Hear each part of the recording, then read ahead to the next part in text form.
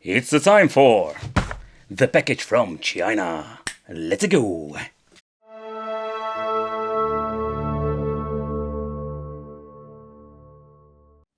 The PlayStation 2 is an absolutely cool device to play nowadays. But when it comes to the controller, there is going to be a slightly different story. I am basically like a Sony PlayStation 2 controller hoarder. And the reason why, because these bloody things keep just dying on me. I got the blue, the black and the silver one, but the blue ones are even like freaking rare. Recently I wanted to pick up a blue PlayStation 2. And guess what, that freaking device also came with two controllers, so one of them was not working like it should be. I can still remember my first controllers of the PlayStation 2. They already had some issues after, let's say 2 years or so. Like the back buttons were like sticky, freaking annoying. And not because it was filthy, but just like it was like wearing out. And that is something that's a general problem. Another thing like the automatically scrolling, or it just doesn't do anything. So in this video I want to check out like this PlayStation 2 wireless controllers from AliExpress. Are these things worth picking up? They're selling it in different kind of colors. I got myself the black one and the translucent one. And I was really curious how good these are nowadays, because they have released a lot of like clone devices. And I mean like a lot of fake PlayStation controllers. And it's always like a mixed bag when it comes to these devices. So the first thing what we need to do is the smelly test. They don't smell chemical at all, and that's a very good thing, because the cheap ones I've reviewed with the game boxer are most of the time pretty damn awful, like really chemical.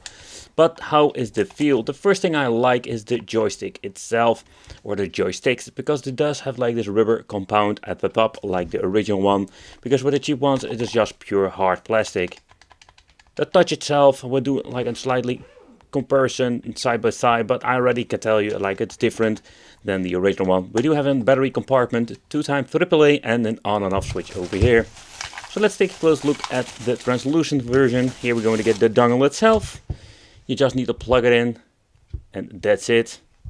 Then we're going to get like the same quality like the black one, but I really like translucent. I don't know what it is. Let me know in the comments what do you think of this. But in overall you can see we have like two rumble motors.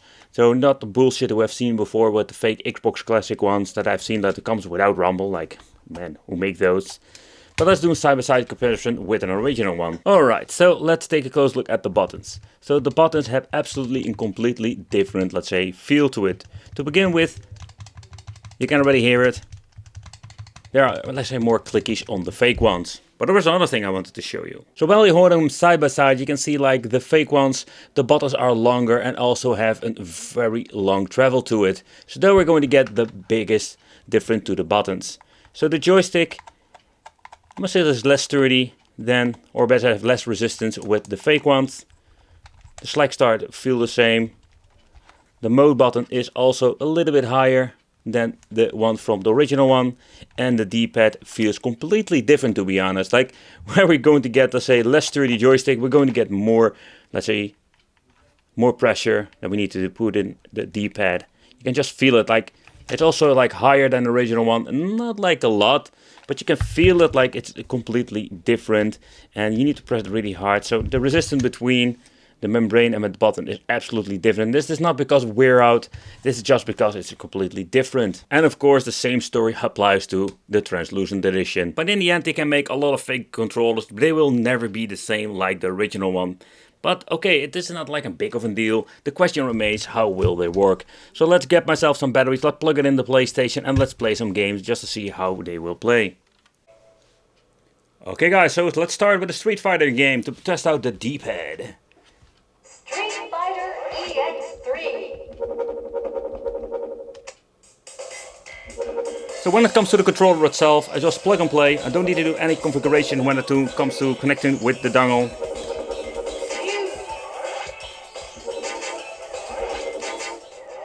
I don't notice any input lag whatsoever. So let's try the D-pad first, just to see how it works out with the fighting games. Oh man, like the problem is with this D-pad is that it's so sturdy, you need to press it really hard. My thumb is going to be hurting after a match of two. Oh, absolutely, it's going to be hurting. Let's see if I can do it super. I need to get used to this controller, absolutely.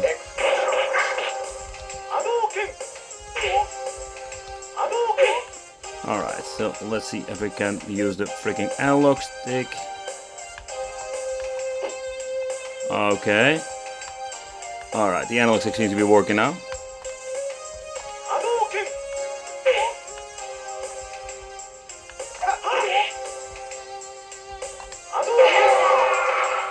So when it comes to fighting games, I'm just being honest, like you really need to get used to the analog stick and the D-pad.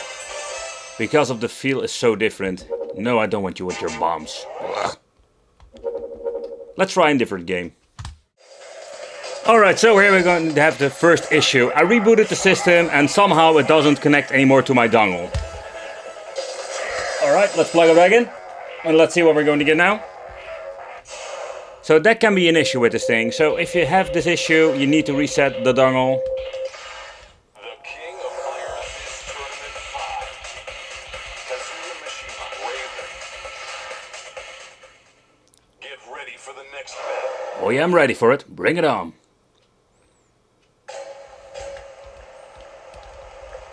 So if you're going to press it very gently.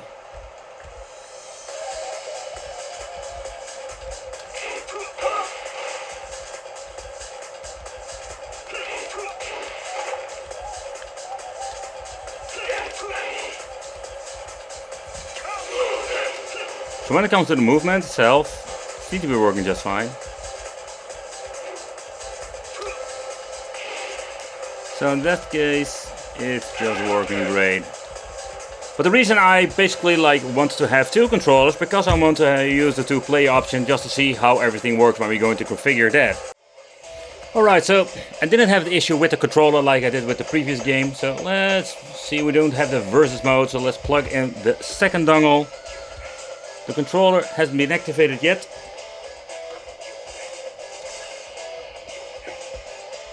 Alright, let's power it on. It's already on, but somehow it doesn't work at all. Alright, let's see.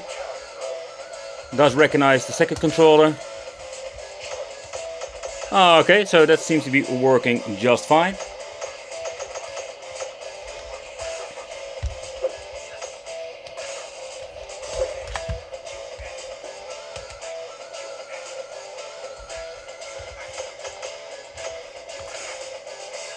So when it comes to configuration of the second controller, is not going to be an issue at all. Okay, so let's see if the controller seems to be working just fine. Alright, let's get the other controller. So this basically, when it comes to the controllers and how it all works, it's very nice, so you don't need to do any weird configuration, it's just plug and play. Okay guys, so this is what we're going to get with the fake PlayStation 2 controllers, or aftermarket controllers, depends how you want to call them. They're not like one-on-one copy of the original one. Yeah, the shell looks almost similar to the original, but it doesn't play like the real deal. The shoulder buttons, everything is just slightly different. Yeah, and I can just say, especially when it comes to the shoulder buttons, the back ones, I didn't mention before, it's like lesser quality, absolutely. They've got more like a cheap click. You can even sometimes almost want to get stuck over here. Another thing that annoys me the hell out of it is I cannot read it. I cannot even open up the compartment without using a flat screwdriver, because this thing is almost impossible to freaking open. That's another thing that is quite annoying. That don't have this issue with this version, the black edition. No idea, maybe they're using different plastic. But when you're looking at the wireless connectivity, you don't notice any input. You need to get used to this very sturdy D-pad. But in overall, yeah, it can be a cheap solution, because these things are dirty cheap. And in the future, it's going to be an issue, because these things are not going to get, let's say, made anymore. And I got a lot of them, and a lot of them are broken or having issues. Yeah, let me know in the comments, did you ever consider buying these, let's say, controllers from AliExpress? Or did you buy them? Let me know, what is your, just let me know, what do you think of it? Would be great to read it back in the comments.